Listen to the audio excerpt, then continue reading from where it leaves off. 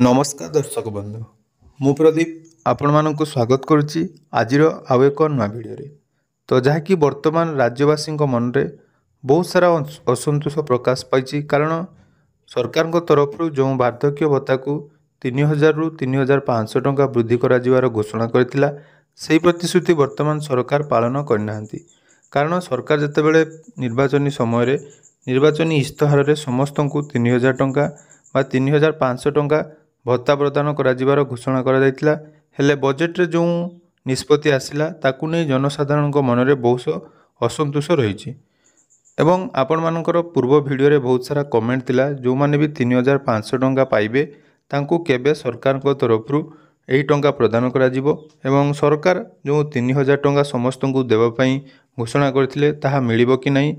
एवं विधवा माँ मानू एथिरे सामिल करा जिवो कि नहीं ता नहीं वर्तमान एक गुरुत्वपूर्ण अपडेट जहाँकि विधानसभा मंत्री उत्तर रखिंट आज भिडियो रे से विषय संपूर्ण डिटेल्स जानिबा ता छड़ा जानिबा आम राज्य रे कौन भत्ता पाइबा केते जन हिताधिकारी रहिचंती एवं सरकार तांकु केमिति बा कौन हिसाब रे टंका प्रदान करुचंती से विषय रे संपूर्ण डिटेल्स जानिबा जा द्वारा कि आपण माने पूर्व भिडियो रे जो जो कमेंट करथिले तार उत्तर आज भिडियो रे मु आपण मानक सहित शेयर करिवि तेणु वीडियो को जमारू स्किप न करी प्रथम शेष पर्यंत निहाती देखिए एवं एपर्यंत जदि चैनल को सब्सक्राइब करना वीडियो को लाइक करने सहित चैनल को सब्सक्राइब करदे एमती छोटिया मोटिया अपडेट खूब जल्दी आपण मैंने आम चैनल माध्यम पाइपर तो एठारे देखिपे जहाँकि विधानसभा सामाजिक सुरक्षा एवं भिन्नक्षम सशक्तिकरण मंत्री को श्री गणेश बेहेरा बा गणेश्वर बेहेरा प्रश्न करते राज्य में समुदाय केते संख्यक मधुबाबू भत्ता योजना विधवा योजना एवं भिन्नक्षम भत्ता योजनार हिताधिकारी अच्छा या छड़ा यही हिताधिकारी माने मासकू केते टंका भत्ता पाउछंती और यही भत्तार परिमाण 3000 को वृद्धि कर निष्पत्ति होईछि कि नहीं से नहीं जाकि प्रश्न विधानसभा मंत्री को पचरा जाइतिला यार उत्तर रे देखंतु श्री नित्यानंद गंड जो मान्यवर मंत्री सामाजिक सुरक्षा एवं भिन्नक्षम सशक्तिकरण रहिचंती से कहते जे राज्य में मधुबाबू पेंशन योजना एवं जातीय सामाजिक सहायता कार्यक्रम अधीन यथाक्रमे 36,75,008 एवं 20,33,959 हिताधिकारी मानक भत्ता प्रदान करा जाउची। तो यही हिताधिकारी मानकर एक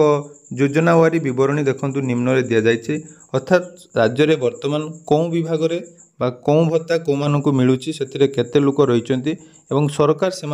3000 टंका देबे कि नहीं से नहीं मध्य एक गुरुत्वपूर्ण अपडेट देइछंती। तो प्रथमे जदि आमे देखिबा भत्ता दुई प्रकार रही गोटे रही जातीय सुरक्षा सामाजिक सुरक्षा सहायता एवं राज्य सरकार मधुबाबू भत्ता योजना तेणु जातीय वार्धक्य भत्तार जो मैंने रही 60 रु 79 वर्ष से संख्या रहा 12,62,922 जन सेपरी जातीय वार्धक्य भत्तार 80 वर्ष जो मैंने ऊर्ध्व रही वर्तमान लिस्ट जहाँ रही 1,55,709 एथुर बहुत लोकंर जहाँकि मृत्यु हो सारी से नाम एपर्यंत भत्ता लिस्ट रु कटि नपर देखो जातीय विधवा भत्ता ये जो रही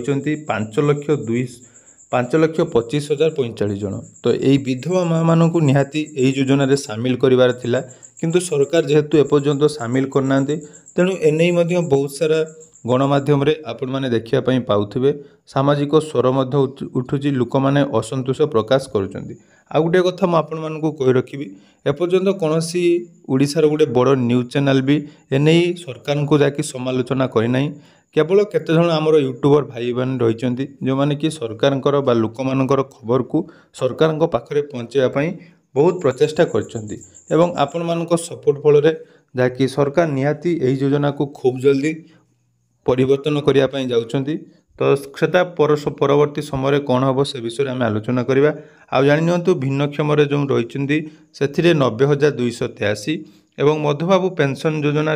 60 रु 79 वर्ष पर्यंत 34,64,323 जन एवं मधुबाबू पेंशन योजना जो मैंने 80 वर्ष ऊर्ध्व अच्छा संख्या रही 2,10,685 एवं मधुबाबू पेंशन देखूँ 60% भिन्नक्षम और 80 वर्ष बा तदुर्ध जो मैंने रही 1,40,320 आ गए देखो जो मानकर हैंडिकेप रही जदि 60% रु कम भी थाउ बा 80% रु कम थाउ बयस 80 वर्ष रु अधिक हेले 3,500 टंका प्रदान करा ଏବଂ ଦେଖନ୍ତୁ ରାଜ୍ୟରେ ଥିବା ଏହି ଦୁଇଟି ଯୋଜନା ପାଇଁ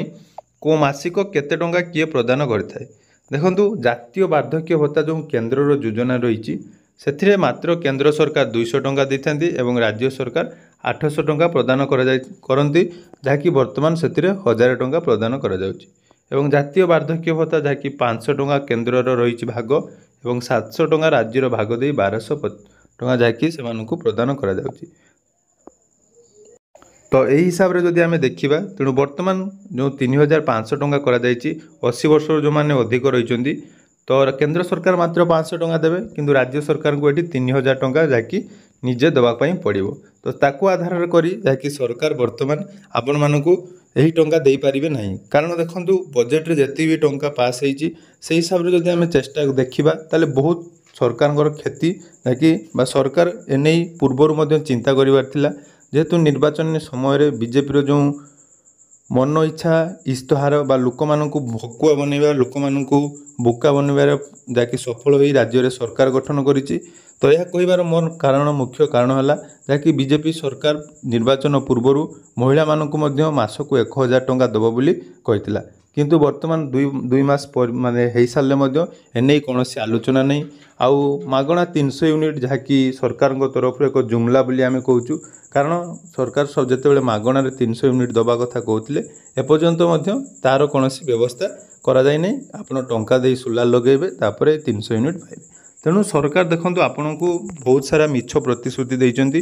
ତ ଲୋକମାନଙ୍କ ବା ଜନସାଧାରଣଙ୍କର ବହୁତ ସାରା ଆକ୍ରୋଶ ସରକାରଙ୍କ ଉପରେ ଦେଖିବା ପାଇଁ ମିଳୁଛି।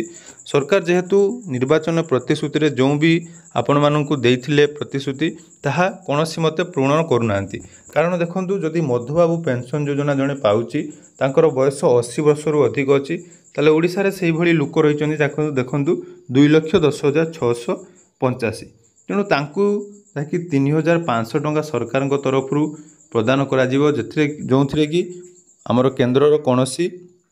ହାତ ନଥିବ ବା କେନ୍ଦ୍ରର କୌଣସି ସହାୟତା ନାହିଁ। ତେଣୁ ଏତେ ଟଙ୍କା ଲୋକମାନଙ୍କୁ ଯାହାକି ମାଗଣାରେ ପ୍ରଦାନ କରିବା ସରକାର ହୁଏତ ସେ ଚାହୁଁନାହାନ୍ତି, ବା ନିର୍ବାଚନ ସମୟରେ ଯାହାକି ମନ ଇଚ୍ଛା ଯେଉଁ ନିର୍ବାଚନୀ ପ୍ରତିହାର ବା ନିର୍ବାଚନୀ ଇସ୍ତାହାର ସୃଷ୍ଟି କରିଥିଲେ ତାକୁ ବର୍ତ୍ତମାନ ସରକାର ପୂରଣ କରିବା ପାଇଁ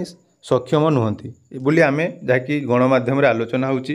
ତେଣୁ ଦେଖନ୍ତୁ ଏବଂ ଆଉ ଯେଉଁ 3000 ଟଙ୍କାକୁ ବୃଦ୍ଧି କରାଯିବା ପାଇଁ ସରକାର କହିଥିଲେ, ସେଠାରେ ତାଙ୍କର ଗୋଟେ ମନ୍ତବ୍ୟ ଆସିଛି ଦେଖନ୍ତୁ ମନ୍ତ୍ରୀଙ୍କର। ସେ କହିଛନ୍ତି ବର୍ତ୍ତମାନ ପ୍ରଦାନ କରାଯାଉଥିବା ଭତ୍ତା ରାଶିର